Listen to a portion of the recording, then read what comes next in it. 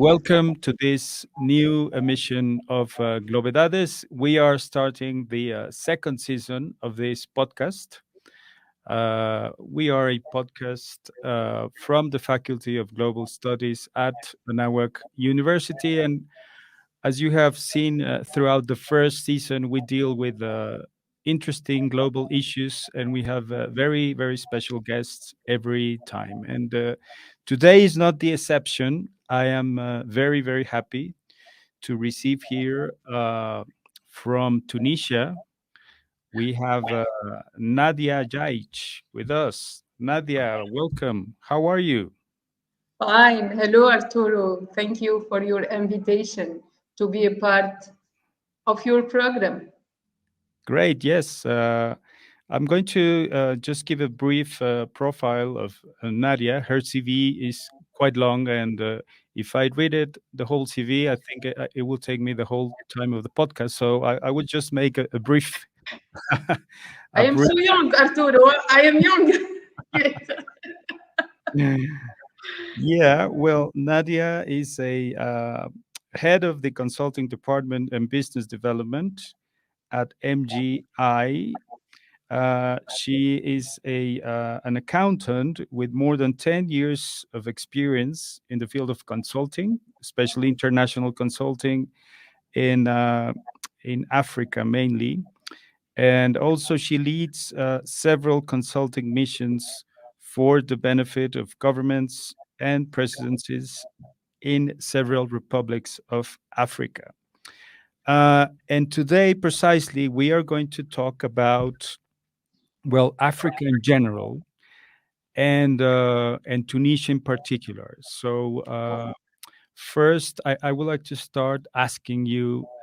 Well, Africa, we hear many things about Africa and its development and all the things that are going on. And I would like to ask you first, how do you see the future of Africa, or the present rather, and its future? Why are so many things happening in Africa at the moment? First of all, I am really very happy to be in Africa and from Africa. As you probably know, Arturo, Africa is a diverse continent with different regions. And when we talk about the future, we talk about Africa. We talk about demographic structure, very important in Africa, consumers. We are also talking about economy and growth, economy very fast and with very important rate in many countries. And maybe when we talk about the present of Africa, we can say that Africa holds an immense potential and that the present moment presents unique opportunities for the continent's development. We can talk about some factors that contribute to the Africa potential. As I said, the demographic advantage. Africa has young and rapidly growing populations, which can be harnessed as a demographic dividend with proper investment in education and also healthcare and skills development. Africa young can become also significant workforce and contribute to the economic growth and innovation. When we talk about economic growth, we talk also about emerging markets, and many African countries have experienced sustained economic growth in recent years. The rise of middle class and the increasing consumers uh, demand provide a substantial market for various industries and create opportunities for domestic and foreign also business. Natural resources. Many powers come to Africa for natural resources. And today, Africa is rich in natural resources, including minerals, oils, gas, and herbal lands. And the responsible, maybe, and sustainable development of these resources can contribute to economic growth and diversification.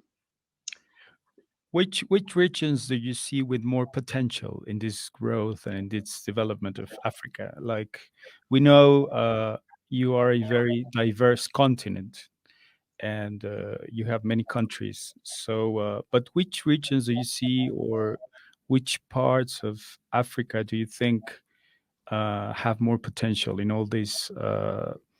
This episode which you are experiencing now. I think that with all wealth in Africa, with the potential of consumers, with the technological advancement and digital sectors, also, in many countries, we talk about innovation, we talk also about entrepreneurship and connectivity also in Africa. I think all these themes are a huge potential for the development and for the growth. And maybe one of the key also point is the regional integration and trade in Africa. I think that the establishment of the African Continental Free Trade Area has the potential to significantly boost intra-African trade, first of all, and promote regional integration, create also a single market just of over 1.3 billion of people. So I think markets are really very, very huge comparing to the other continents. And also, when we talk about natural resources, we can also talk about the global partnership and investment. And we are, as a consultant and as a head of consulting firm which is working with presidency, I can really say that there is a really increasing interest and an investment from international partners in Africa. So foreign direct investment, technology transfer, knowledge exchange, all that can contribute to our development as a continent and strengthen also its global economic integration. Do you have any particular projects in mind that you could tell us about at the moment? Just one or two examples of the projects that you, as a consultant, are looking at currently. Currently, for example, we are working in setting up uh, PKI, public key infrastructure. We started with the presidency of Benin, and we are continuing to do that with the presidency of Mauritania now. And we have also the same need for the presidency of Gabon. It's about digital projects which facilitate all trust digital services in the country. Means that, for example, for the eGov services, for also the electronic signature, all that will be done and facilitated by the PKI, means public key infrastructure. Maybe one of the other main projects are consulting in how to support, for example, Gabon, actually, and also Congo, Brazzaville, to be as attractive countries, especially for startups. And we have also an idea to talk about smart cities. It's not on the table, the smart cities, but based on our mission now, we can talk about this kind of projects for the near future, Arturo. Great, great. And moving now to Tunisia, I think, well, I must say to everyone who is listening to us that we met in this course in the month of May, and I must say I was very impressed by, first, by the warmth of the people of Tunisia, and I Thank have to say that I really like the food, and you. So especially we will send you the harissa from yeah, Tunisia. yeah, especially the harissa was really, really nice. So I missed my harissa now. You have to send me some. You have to send me some. Yes, yes. I will send to you, Arturo. No problem. But which is like the role of Tunisia in all this development that you were talking about in Africa, which is the role that it has taken, in the region. I saw like influence from the Middle East, from Yes, Europe, yes. from Africa, of course. And how does this mix plays a role in the development of Tunisia itself? First of all, when we talk about Tunisia, we need to maybe remember again that Tunisia is situated on in north of Africa, and since 2011, Tunisia is living a new experience in the democracy process, and maybe before. Talking about the position of Tunisia in Africa and also in the continent, maybe it is important to talk about our several challenges as a country.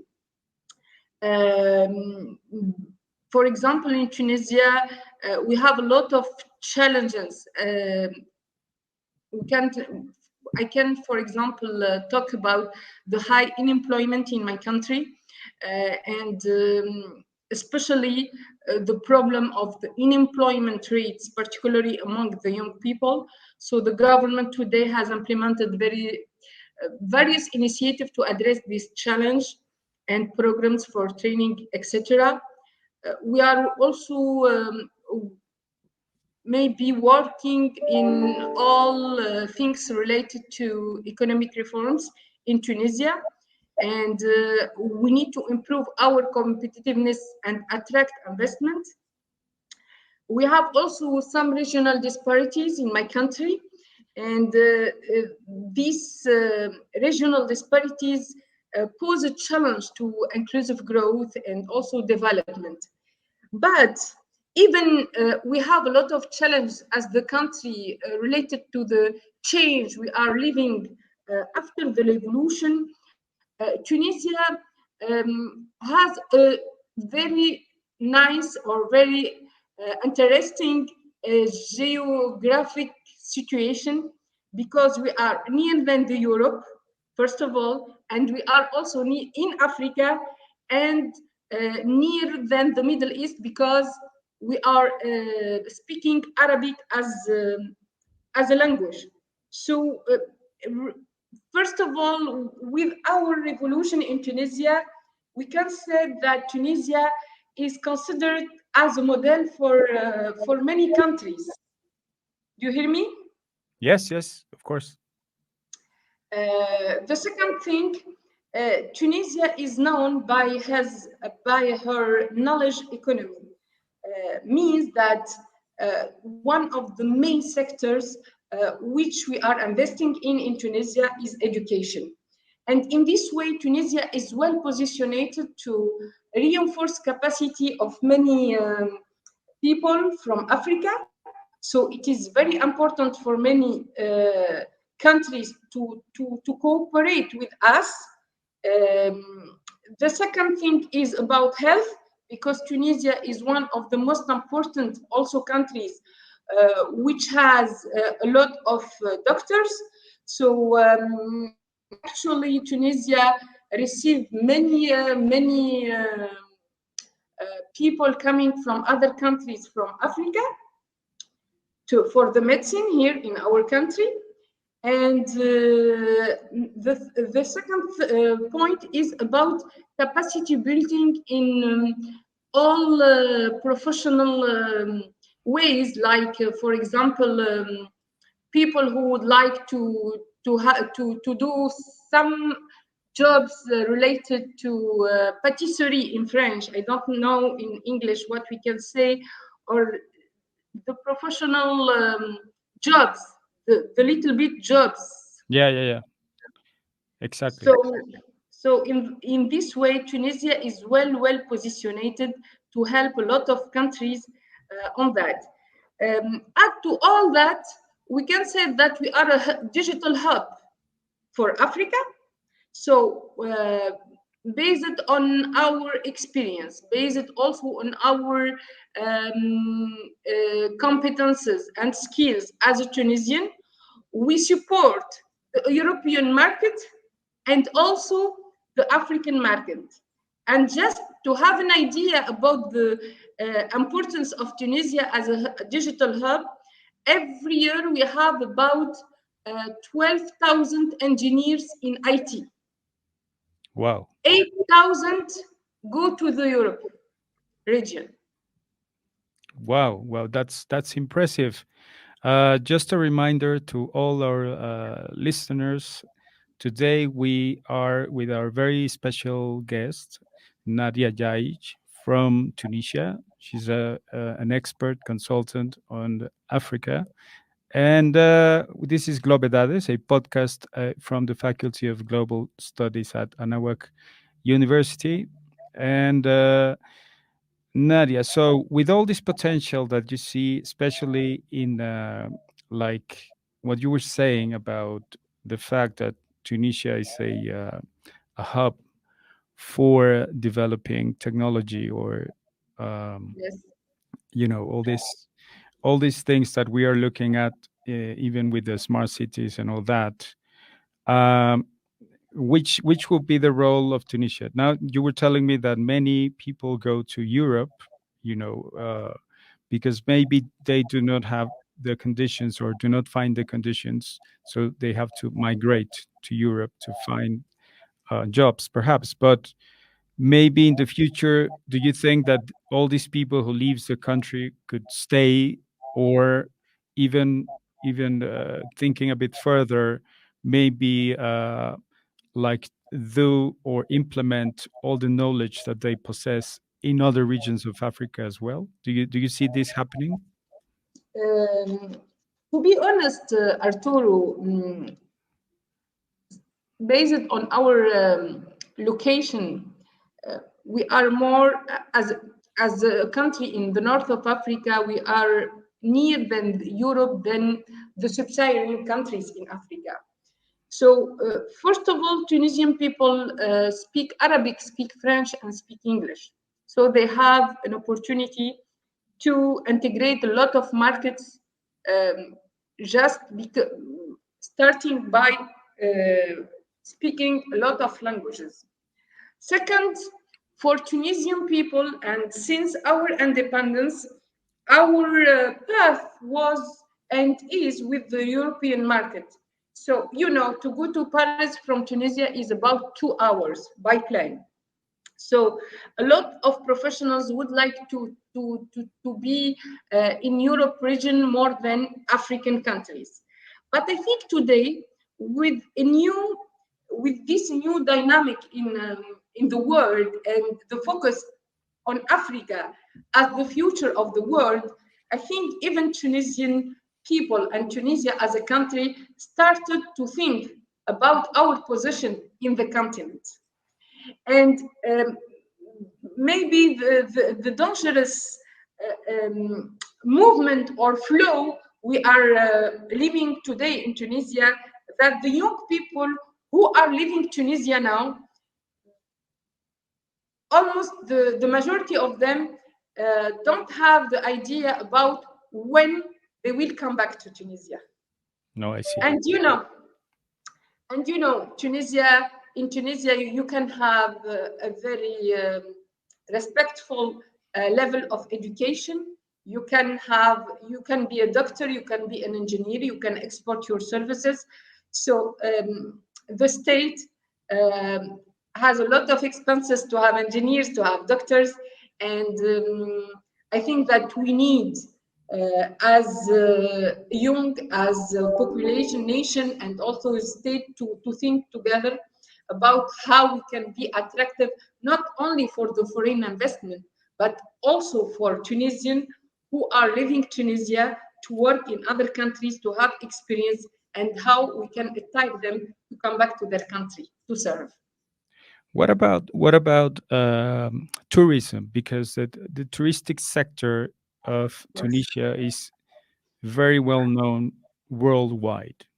Yes. So what can you tell us about tourism? Are you looking at, potential projects, new projects, or what type of tourism would you like to have in Tunisia in the future? Uh, First of all, the tourism as a sector is one of the main sectors on the dynamic of our economy. But recent events have had a significant impact on Tunisia's tourism, especially tourism industry. So the country has faced challenges related to the security concerns, political instability also, the pandemic. So, however, efforts have been made to revive and promote Tunisia as a destination for travelers. And I think this year it will be one of the most important years um, when we count the number of travelers coming to Tunisia. So I think that we are working on diversifying tourism by offering not just a traditional coastal resorts, but uh, we also have we are made efforts to promote cultural tourism, adventure tourism. Ecotourism is very developed now in Tunisia, and wellness tourism. We are one of the most important countries in spa in Tunisia. And Tunisia is about 3,000 of civilization. So we have a lot of historic sites, such as the ancient ruins of Carthage. I don't know if you visited Carthage, Arturo, when you came to Tunisia. I didn't have the chance to go, but because I was a bit short of time, but I But hope it's an opportunity to I hope come that back the next, to visit Carthage, the yeah, ruins of Carthage. in the next visit I will do. I promise. Yes, I yes. promise. I will go to Carthage. Excellent. So the idea is the Tunisia's tourism industry is gradually recovering and adapting to changing global landscape. And the promotion of diversified tourism offerings improved infrastructure, safety measures, and international partnership are all key and elements of Tunisia's strategy to attract travelers and rebuild also its position as an attractive tourist destination. So, in Tunisia, we have desert, we have history, we have sea, we have food. Yes, yes. It's so diversified. So, travels can find a lot of things here in our small country by area, but big with the human capital of the nation. Yeah, and I think it's interesting how you have all these different influences, and you try to make like this mix, in the same country, trying to make all these different cultures interact and find unity within the country itself. Yeah. And I wanted to ask you, which is like the role of all this cultural diversity in Tunisia, and how do you feel that it has worked for you, like to create a national identity? Because I felt that you were really proud about Tunisia, about your country, well, as it normally happens, but with all these influences, different, cultures and backgrounds, and how do you make people feel proud of a nation which is maybe you flew from somewhere else, but now you feel proud of being Tunisian? First of all, we are really lucky to be in a diversified culture country because it pushed us to be more open mind. It pushed us to accept others quickly and easily. And I think that our pride comes from our leaders, and especially political leaders as Bourguiba.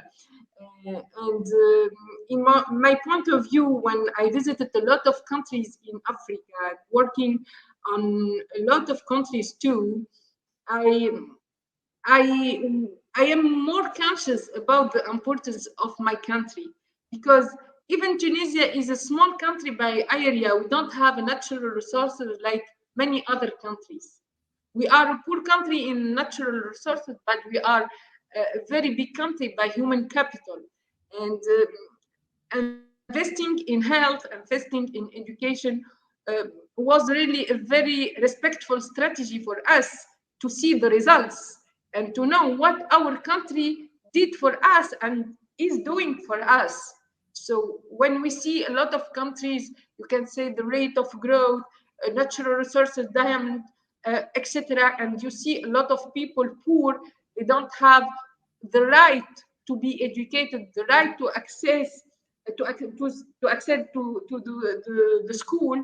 And in Tunisia is not like that. In Tunisia, it's a lot of rights, a lot of respect from your young age. So it's a pride for us to be in this country, even without really very big resources, but it built it as a nation to work, to have a dignity in even to export, to be in other countries, to support them, to share our experience, and we have a very important level of competences and skills which can really use in other countries and be and push other nations to respect us based on that. Yeah, thank you. Just a reminder to all the people who are joining us. Today we are with Nadia Yaich. She's an expert from Tunisia. We're talking about Africa and Tunisia and all the challenges which are being faced in that region. My name is Arturo Flores. This is Globedades, a podcast from the Faculty of Global Studies at Anáhuac University. And so, uh, how do you see the future of Tunisia, Nadia? Do you think there's going to be like a mix of like a technological hub and a tourist area with production of perhaps maybe becoming a foodie place? Or how do you see the future of Tunisia, and which are the main challenges you think it is going to face? We have a lot of challenges because the security is one of the most important challenges in Tunisia. We are just near Libya, and I think Tunisia is well positioned to play a very diplomatic role with our neighbors, especially Libya. We have a good relationship with Algeria, which support us actually because after 2011, after our revolution, we are living a new process. This process of democracy is a new process for the Tunisian nation. So we are getting experience, we are learning about it. And to be honest, before the revolution, I didn't really have an idea about the importance of politics in influencing life of the nation, because I am now 40 years old. So when I born, I lived with the president for a long time. We didn't talk about politics. We have security. All things are cheap in Tunisia. Subsidies in many products to eat. Health is accessible. So now this change started to influence our life. So I think today one of the key challenges is politics. So politics can determine our path for next years. Even the nation is well educated, even the nation has an idea about what we would like to be, but politics will influence our path. And I think even I don't know the way of the politics now, but I am not afraid. It's an opportunity to us to be stronger and stronger, to work on ourselves, to support our countries, to have a new orientation to sub-Saharan Africa. Because before we are working we are really focusing in the European market. And today, even the European market is focusing now to Africa, and based on our location, we can be a digital hub for Europe. We can be it for also Africa. We can also be a hub of health for Africa and for education, especially the university. So, so we can really play a major role for many countries to support them and to help them to have more professionals from their country. And for example, I was in Mauritania, and I was really interested by the way I was treated by Mauritanian people. And when I asked for why I have this privilege, they said, "You are Tunisian. You helped us on our independence. You had a lot of professors coming from Tunisia to educate our nation." So just to know the influence of a country when really we have this support role to others. Yeah, wow. That's a very nice story. Nadia, I want to thank you for your time and for all the stories that you told us here today. Uh, I hope it's not the last time that we have this opportunity to talk in this podcast. I must say that I was invited by Nadia to her. She has a radio program, so if you would like to say something about your radio program as well, Nadia. Yes, my colleague Arturo now. So I invite you in September to be with me in my program Mama Africa. It is a program to talk about countries in Africa, the strength of these countries, the ecosystem also, and to help auditors to have the right information if they are interested to invest in Africa. Perfect, perfect. Yeah, I think we should do this like we do one program in Mama Africa, and then we do Globedades, and then one and one. It will be with pleasure to welcome you again in September. Perfect, perfect. Well, take care. All the best, and thank you to everyone who joined us today. I want to thank again our very special guest, Nadia Yaich from Tunisia. I'm Arturo Flores. This is Globedades, a podcast from the Faculty of Global Studies at Anáhuac University, Mexico. Thank you very much to everyone, and see you in the next podcast. Bye.